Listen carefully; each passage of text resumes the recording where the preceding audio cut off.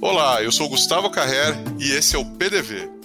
Hoje a gente separou um tempo para falar de carga tributária. Mas calma, a notícia é boa. Com alguns cuidados dá para pagar menos impostos e ainda recuperar o que foi perdido nos últimos 5 anos. Nesse episódio bem mão na massa, você vai entender como isso é possível e ainda conhecer casos de varejistas que corrigiram erros tributários e estancaram a sangria de dinheiro. Eles conseguiram pagar menos impostos ao registrar corretamente os queijos, por exemplo. Eu e a Vanessa Urbieta ouvimos o advogado tributarista Eduardo Rodrigues. Ele citou várias situações do cotidiano que podem gerar prejuízo e deu dicas preciosas que fazem a diferença nas finanças do seu negócio.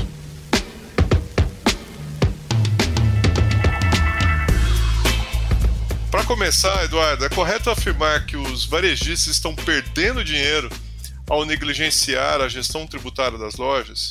Em outras palavras, é comum pagar mais tributos do que o devido?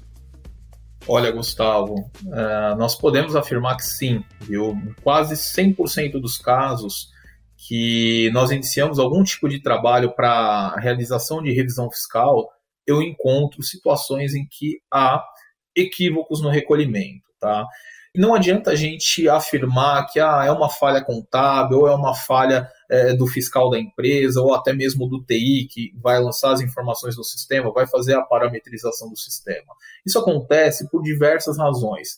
Primeiro, nós temos uma legislação que ela muda a todo momento, é muito dinâmico, a todo momento eu tenho alterações legislativas envolvendo ali a tributação dos produtos. Pensar em varejista, em supermercado, o número de itens que se tem ali numa loja é uma infinidade, né? Então, invariavelmente a gente vai ter alteração, e invariavelmente a gente vai encontrar recolhimento a maior ou a menor por equívoco que não tem, eu não chego nem a chamar de erro, né? Porque é desumano com o profissional que está ali no dia a dia do varejo, que tem outras atribuições ordinárias, eu dizer que ele está se equivocando ali na apuração, mas a gente encontra, tá? E outra questão também que é muito dinâmica, que impacta diretamente nessa situação que a gente vai discutir hoje, é a mudança da jurisprudência, né, que são as decisões administrativas, decisões judiciais. Então, muitas vezes, eu não tenho a alteração da lei, mas eu tenho uma alteração de entendimento com base em decisões administrativas ou judiciais. E aí, aquele profissional que está no dia a dia, que tem uma série de atribuições para colocar aquela loja, né, em movimento, em operação, ele não vai estar atento com isso. E é nesse ponto que a gente encontra as oportunidades e o dinheiro realmente fica na mesa, né? Há recolhimentos indevidos aí por conta dessa situação de complexidade no nosso ordenamento jurídico como um todo. Às vezes a gente ouve alguns comentaristas, alguns jornalistas comentar que até o passado muda no Brasil, né? Troca em miúdos pra gente, tentar entender isso, como que o passado pode mudar? A primeira situação prática, né, que aí eu acredito que vai facilitar a nossa compreensão, toda venda que eu faço hoje, ela pode ser auditada pelo governo, ou seja, ela pode ser fiscalizada pelo governo em até 5 anos. Então, digamos que eu vendi um determinado produto com uma alíquota de ICMS de 18%, tá? E eu não me atentei, a alíquota básica de ICMS é 18%, mas aquele produto ele tinha uma especificidade, a alíquota dele era de 25%, era um produto considerado supérfluo, né? Um produto que tem uma questão de essencialidade ali na tributação, e ele tinha uma alíquota de 25%, mas eu tributei a 18%, estou achando que fiz certo e segui minha vida, minha operação ali. O fisco ele tem até 5 anos para identificar essa situação. Então, daqui a 3, 4 anos, eu posso ter aberto uma fiscalização, aí eu vou apresentar a documentação para o fisco, vou responder aquela fiscalização, e o fiscal vai chegar e vai me informar o seguinte, fala, olha, Eduardo, você recolheu, lá quando você fez essa operação, lá em 2022, que você recolheu 18% de ICMS, mas na verdade esse produto, a alíquota de ICMS dele, ele tinha um ICMS de 25%, você me deve a diferença de 18 para 25%.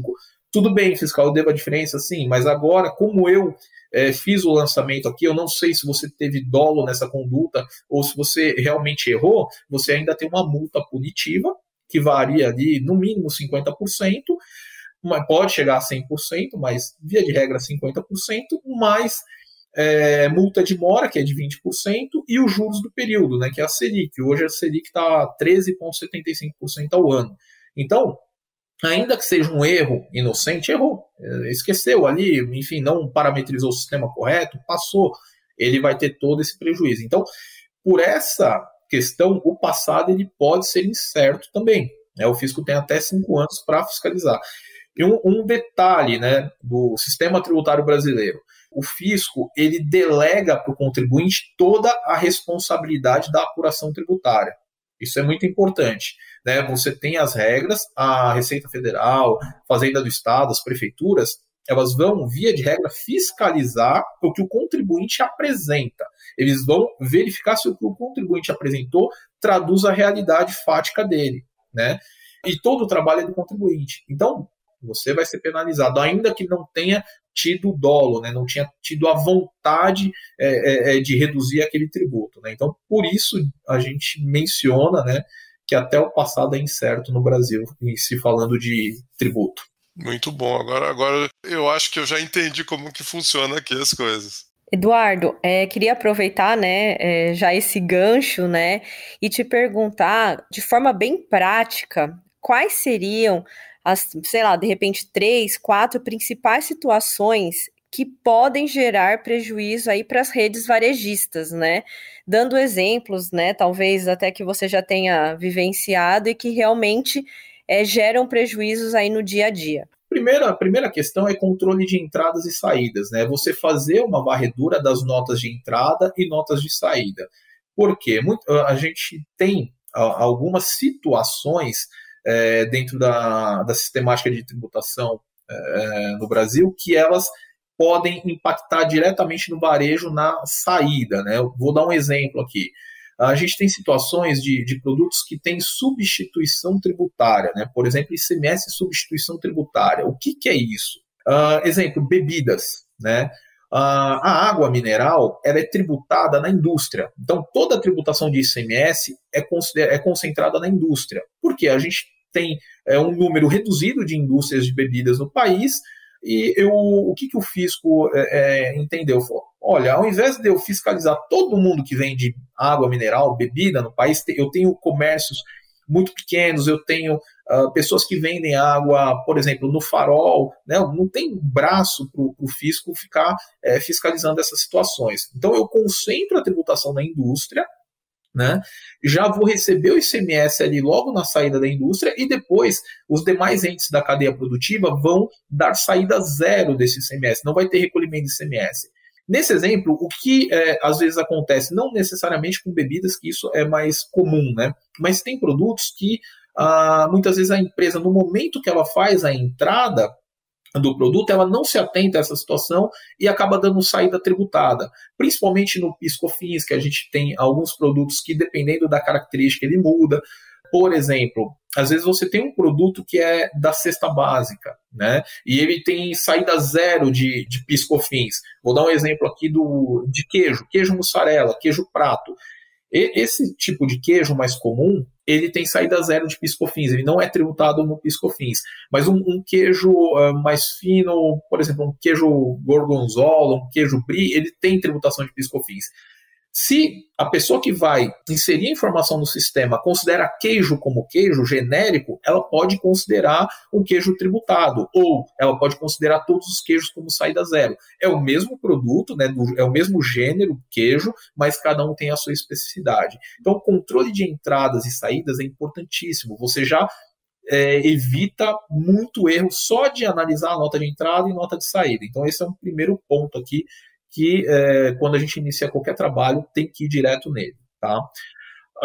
O segundo ponto é decorrente desse primeiro, que é a adequação do sistema às normas tributárias. Não adianta. O profissional de TI, por mais que ele esteja ambientado com o varejo, por mais que ele já desenvolva esse tipo de trabalho, ele precisa do auxílio ou de um contador especializado em tributação, em fiscal, ou de um advogado. Para quê? Para que ele esteja atualizado. E não adianta pensar que o sistema foi atualizado uma vez e não precisa mais ser atualizado durante o ano, ou uma vez uma vez por ano para fazer a atualização. Muitas vezes isso é pouco, né? Ainda mais no varejo. Se a gente pegar um supermercado, é uma infinidade de itens. Então eu tenho que periodicamente averiguar se o meu sistema está adequado, né? Para evitar ter uma tributação equivocada. O terceiro item aqui, também a gente volta nele, legislação e jurisprudência muito dinâmicas, né? Elas são alteradas constantemente. Legislação, a gente teve agora, nesse ano, o IPI, né? O governo federal ele trouxe redução de IPI para uma série de produtos, aí o STF ele suspendeu as reduções, né? Teve decisão liminar do STF suspendendo as alterações, aí ficou uma situação de que de uma semana para outra mudava, a alíquota ela é cheia, a alíquota reduzida, então a gente teve ali alterações agora, né, o IPI já está mais organizado, parou aquela queda de braço entre o governo federal e o judiciário, né, o STF, e tem essas situações também, né? Muitas vezes a gente tem uma mudança de legislação e aí tem uma discussão judicial que suspende aquela alteração e o contribuinte fica perdido.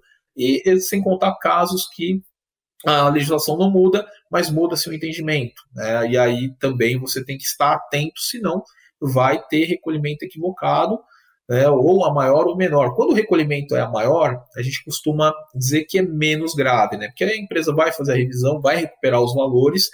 O maior problema é quando é a menor, porque aí eu tenho multa, né? E quando eu vou recuperar um valor que eu paguei a maior, o fisco não vai me devolver com multa. Eu vou recuperar o valor que eu recolhi, atualizado pela Selic, né? Mas o inverso eu tenho multa punitiva, então é muito grave, é pior eu recolher a menor, eu tenho que tomar muito cuidado com isso. E uma outra situação que é muito comum, que varejistas acabam perdendo dinheiro, é relacionado à aquisição de fornecedores que não transferem créditos, tá? Por exemplo, empresas do Simples Nacional. Se eu sou um grande varejista, eu estou no lucro real, no lucro presumido, na maior parte dos casos, não é interessante eu adquirir mercadorias de empresas do Simples Nacional, porque a empresa do Simples Nacional ela não vai me transferir o crédito cheio de ICMS. Exemplo, se uma empresa do Simples Nacional ela me vende um produto a R$100 e uma empresa do presumido ou do lucro real me vende o mesmo produto a 110, é mais vantajoso eu comprar esse produto, via de regra, da empresa do lucro presumido ou do lucro real, porque eu vou descontar 18% de ICMS, de crédito. Então, 110 menos os 18% que ele me transfere de crédito, vai ficar mais barato do que os R$100 que eu pago na empresa do Simples. Então, são situações que a gente identifica e aponta como prioritárias para começar o trabalho. Mas eu costumo dizer que depois que a gente abre a caixa preta, né, que entra na empresa, você encontra ali um mundo de oportunidades e dificilmente eu vou parar nessas 5 situações aqui, né? Aí você vai encontrar situações bem mais específicas e tudo isso gera uma vantagem, né? Seja para a empresa na recuperação de valores, ou seja, na identificação de um problema que pode fazer essa empresa perder um valor na frente, caso ela seja fiscalizada, ela tem a oportunidade de corrigir sem a aplicação da multa punitiva, né? Se a gente identifica previamente essa situação de fragilidade de um recolhimento a menor, é possível a regularização e aí você economiza a multa punitiva, que no mínimo é de 50%. E assim, Eduardo, falando um pouquinho aí de supermercados, né? Eu venho, né, do setor supermercadista, das áreas, né, de áreas de prevenção de perdas e riscos, e estamos falando muito ultimamente, né, em relação à questão das perdas de carnes, né? Especialmente aí pelo aumento de furtos e desvios na época de crise econômica, enfim. Mas, né, estava lendo aí recentemente um conteúdo seu falando sobre os prejuízos tributários no setor de açougue, muito ligado à questão de rendimentos, né? Tanto em caso de desossa e até no caso de rendimento quando existe as caixarias, né? Que o percentual é menor, mas existe também, né, um rendimento atrelado aí à manipulação.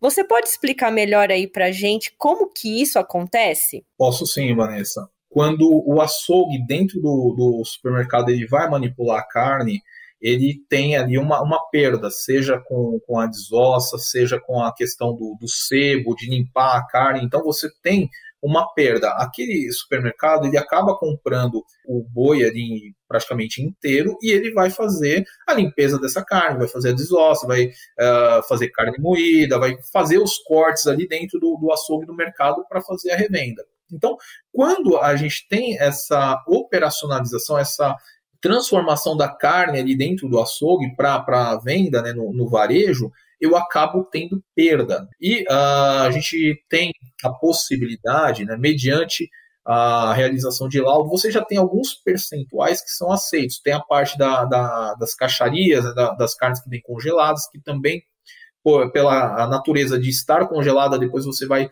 fracionar isso, você vai ter também ali uma relação de perda. Você tem os percentuais aceitos, né, já pela jurisprudência, né, discussões no CARF, enfim, já ficou definido alguns percentuais. Sendo prudente, quando você tem uma perda que excede esses percentuais que é o normal, né, que é a média, aí a gente aconselha fazer um laudo, né, para você ter esse laudo no supermercado e poder ali abater do imposto de renda da contribuição social sobre o lucro, tá? Aqui, os tributos que serão impactados diretamente é o imposto de renda à pessoa jurídica e a contribuição social sobre o lucro líquido. Uma empresa, só para dar uma ideia de grandeza, tá? Um supermercado do lucro real, que a maior parte dos supermercados, como a margem é baixa, são optantes pelo lucro real, tá? Você tem uma redução, né, as alíquotas combinadas ali de imposto de renda, adicional do imposto de renda e da contribuição social sobre o lucro líquido, essas alíquotas combinadas, elas totalizam 34%.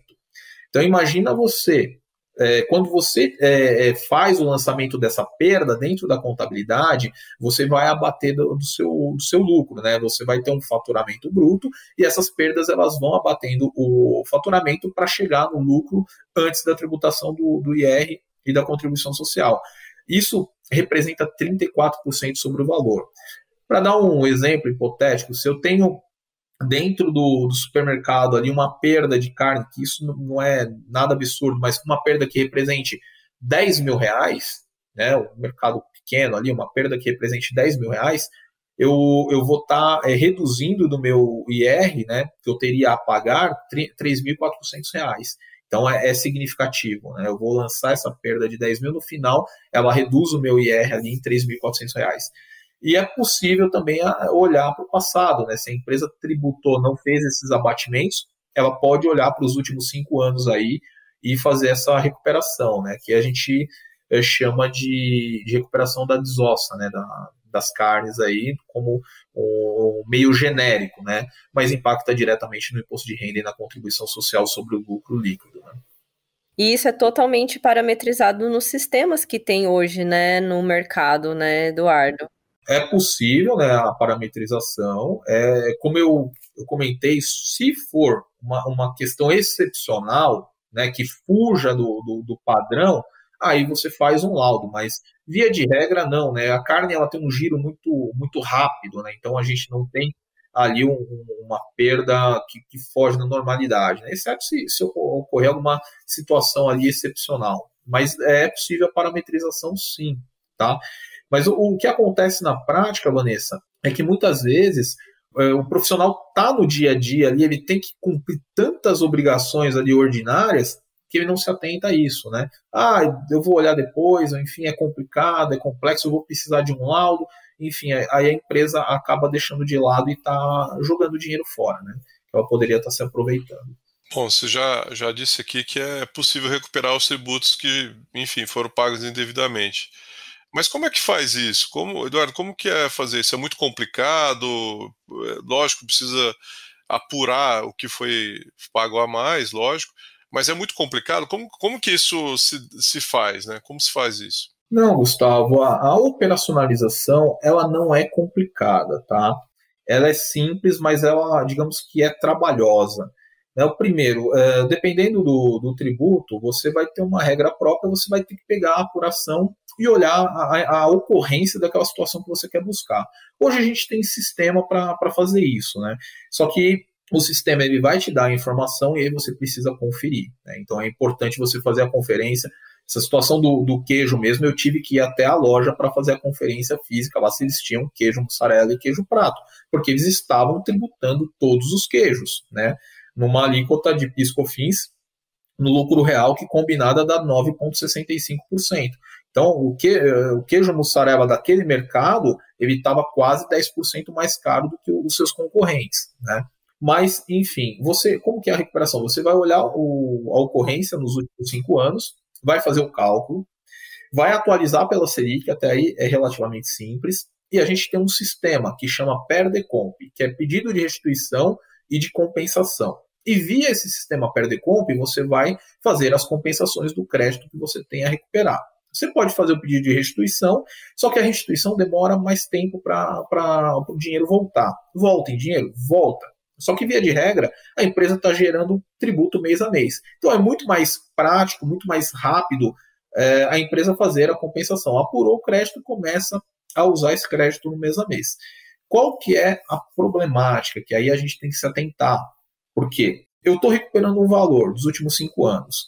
Se eu fizer tudo certinho, tiver o valor, eu atualizar de forma correta, eu vou fazer as minhas compensações, a Receita vai identificar qual que é a origem, vai verificar se eu compensei o valor correto e não vai ter problema nenhum. Contudo, existem situações, ou o profissional está mal intencionado, ou ocorreu um erro, errou, por exemplo, na atualização, deu um valor maior na atualização. Aí a Receita ela vai conferir isso, quando ela constatar, ela vai falar, olha, você compensou 200, mas o seu crédito era 150. Então você me deve 50 mais multa e juros. Qual que é todo o problema disso? Que o sistema ele não faz essa verificação imediatamente. Eu transmitir um pedido de compensação hoje, ele vai ser analisado, ele pode ser analisado em até 5 anos. Na prática, ele vai ser analisado no 4º ano. Então, eu compensei hoje, vai ser analisado lá em 2026. Se tiver algum problema, ela vai notificar a empresa daqui a 4 anos. Por isso que é importante, quando a empresa for fazer esse tipo de trabalho, verifica quem que vai fazer. Né? Verifica se o escritório já é um escritório sólido, consolidado, se já está há bastante tempo no mercado. Por quê? Se daqui a 4 anos esse escritório que fez a compensação ele não estiver no mercado, ou o profissional que foi contratado não estiver trabalhando, ou mudou, ou a empresa perdeu o contato, como que ela vai defender? Como que ela vai justificar se o profissional que fez o trabalho, que é a pessoa mais indicada ali, mais adequada para fazer a defesa, ela perdeu o contato?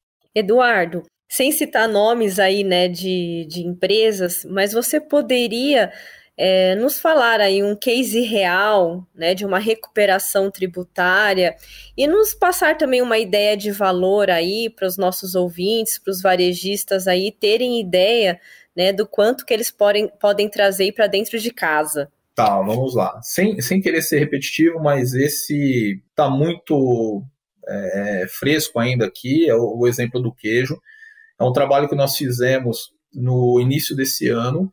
Era uma única loja, uma loja que fatura em torno de 80 milhões ano, tá? Um supermercado na Zona Leste de São Paulo, fatura nessa faixa aí de 80 milhões ano. E com essa questão do queijo, recuperando os últimos 5 anos, deu um crédito de R$1.300.000. Tá? A gente tem também encontrado a possibilidade, aí volta na substituição tributária, mas substituição tributária do PIS/COFINS, cigarros, né? O supermercado tem ali vende cigarro, né? E o cigarro ele tem uma característica interessante. O valor, né, do cigarro ali na indústria, ele tem um coeficiente de praticamente 3 para você fazer a base de cálculo do PIS/COFINS substituição tributária. Exemplo, digamos que o cigarro, um determinado cigarro, ele é vendido na ponta a R$10. Na fábrica, para tributar o PIS/COFINS, ele é como se ele tivesse um valor de R$30. Tá? Ela tem que considerar o valor de R$30. Aí ela vai tributar R$30, né, como base ali para PIS/COFINS, e depois esse cigarro vai ser vendido no distribuidor, vai chegar no varejista, até chegar no consumidor final. Nas demais etapas, ele vai ter saída zero, ele não vai ter tributação. Mas se ele saiu lá na ponta a R$10, eu tenho R$20 que foi tributado de forma indevida. Então o STF já pacificou o entendimento de que se o cigarro ele saiu na ponta para o consumidor final por um valor menor do que a presunção para a apuração do PIS/COFINS na indústria, esse varejista tem direito à recuperação desses valores, né? Porque ele acabou sendo onerado e aí, de forma indireta, ele pagou o PIS/COFINS, né, que está ali dentro no custo do cigarro que ele está revendendo, aí ele tem direito à recuperação do crédito. Aqui, a gente menciona aqui que ele vai recuperar 9,65 sobre essa diferença. Nesse exemplo que eu estou dando, ele vai recuperar 9,65 sobre R$20. Então, e retroagindo os últimos 5 anos. Dependendo do volume de venda, né, de cigarro ali que não é baixo, via de regra não é baixo, a gente tem também aí uma recuperação bem interessante, tá? Uma outra situação, por exemplo, internet que é destinada para as maquininhas de cartão, né? A internet que é destinada para o sistema da empresa conversar com a Secretaria da Fazenda do Estado, porque supermercado você já tem um sistema direto ali. Então, essa internet, ela daria, né, dá direito ao crédito de PIS e COFINS. Dependendo da loja, a loja disponibiliza o Wi-Fi para o cliente, enfim, você tem ali um custo grande com isso, porque tem que ser uma internet de alta velocidade, enfim, uma internet de banda larga muito boa aqui, e o custo é grande. Então, a gente tem encontrado também valores interessantes, né, nessa questão de PIS/COFINS aqui. Uma outra situação também é a possibilidade de tomada de crédito de PIS/COFINS sobre o custo com as maquininhas de cartão. É o mesmo racional. Sem maquininha de cartão na loja, você não consegue manter ali as vendas, enfim, perderia significativamente o faturamento. Essa é uma situação mais corriqueira. Hoje a gente tem encontrado mais empresas que estão recuperando esse crédito, mas tem muita empresa que ainda não recuperou, tá? Então, maquininha de cartão também é uma situação recorrente. Há empresas um pouco menores, média e pequena, a gente encontra bastante, tá? Mas também é um valor bem significativo. E, por fim, a recuperação do ICMS da energia elétrica nos mercados que tem panificadoras, tá? Então, a gente tem também essa possibilidade. Muitas vezes passa porque é a panificadora, não é o core business do supermercado, eles não se atentam, mas tem um consumo ali de energia elétrica, em alguns casos, que é relevante, e a gente consegue recuperar o ICMS ali sobre essa energia utilizada na panificadora. Então, são alguns pontos aí que eu seleciono como bem relevantes. Me ocorreu uma situação agora, nós fizemos um trabalho no supermercado que ele tinha por característica vender peixe fresco, né? Então tinha uma banca enorme ali no supermercado que vendia peixe fresco. E eles compravam o gelo para revenda, né? Os sacos de gelo. E da totalidade do gelo que entrava na loja, cerca de 30% eles não tomavam crédito de PIS/COFINS, né? Eles não estavam descontando o crédito. Isso chamou a atenção. Aí eu fui na loja junto com o auditor aqui que faz o trabalho, né, operacional, e a gente foi entender por que tinha uma perda, né, muito gelo para uso e consumo, né? A contabilidade lançou esse gelo como uso e consumo e aí não teria crédito de PIS/COFINS. E quando nós chegamos na loja, entendemos que o gelo ele era utilizado para manutenção do peixe fresco, para venda do peixe, ele derretia, né? E aí as pessoas que estavam à frente da operação não identificaram que era uma situação que dava possibilidade ao crédito de PIS/COFINS, porque é essencial para a venda do peixe fresco ali. Se ele não tivesse o gelo, ele não conseguiria, né, vender o peixe fresco em bom estado, estragaria. E aí a gente apresentou, nesse caso, só de gelo, só de recuperação do crédito aí do gelo, nos últimos 5 anos, ele bateu quase R$400 mil de recuperação, tá? Atualizado pela Selic, enfim. Então, é só para ponderar que, às vezes, é uma situação pequena, mas no todo, né, quando você pega o tamanho da operação ali, dá um valor relevante, né? E aí junta uma recuperação com outra, quando você vê, você tem um montante grande ali, e o que eu costumo dizer, que a recuperação é boa, mas a eficiência daqui para frente eu acho que é o maior ganho, né? Que você ganha em competitividade, né? Então, o que já pagou já foi, é o passado, né? Mas daqui para frente é importante ganhar em competitividade. Legal, Eduardo. Muitas dicas. Eu acho que o varejista que está ouvindo a gente agora deve estar com a caneta na mão, anotando tudo. E é exatamente para ele que eu queria que você respondesse, né? Principalmente assim, para quem está começando a buscar uma otimização da gestão tributária, como fazer um diagnóstico? Como saber se existe algum débito tributário ou se existem valores que já foram pagos indevidamente? Qual é o ponto de partida, os primeiros passos? Vamos lá, essa parte é bem simples, né? O primeiro passo é você encontrar ali um profissional que você tenha confiança, que tenha alguma referência aí para fazer o trabalho.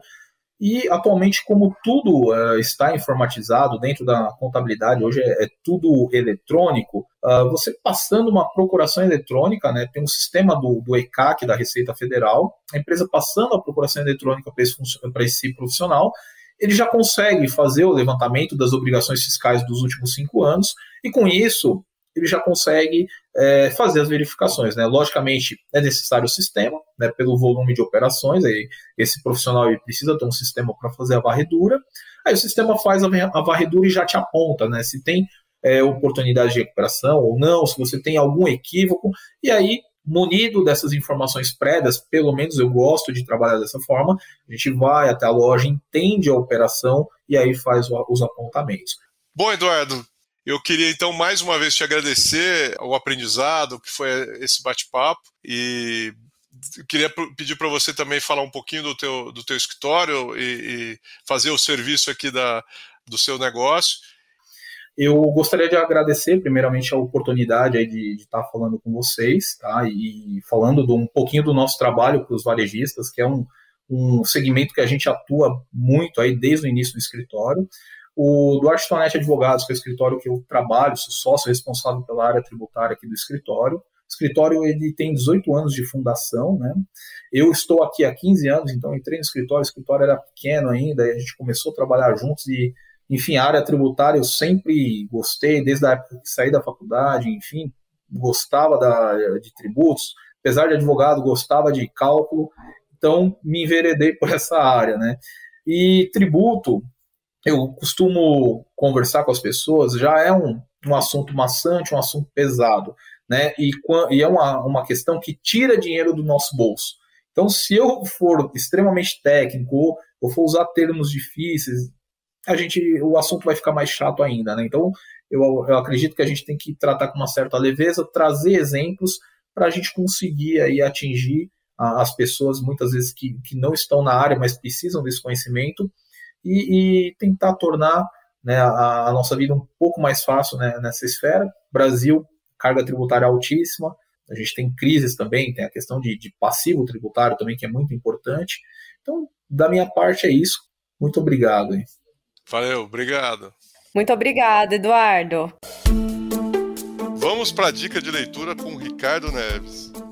Olá, eu sou o Ricardo Neves. Primeiro eu gostaria de agradecer ao podcast Por Dentro do Varejo, que é sensacional, a indicação do meu amigo Hugo Bentley, como que escreveu o livro Capitalismo Consciente, e que é um livro fenomenal, que explica e que desenvolve bem sobre o tema da consciência, né, dentro do capitalismo, principalmente com uma visão da experiência de varejo que ele teve durante a sua vida.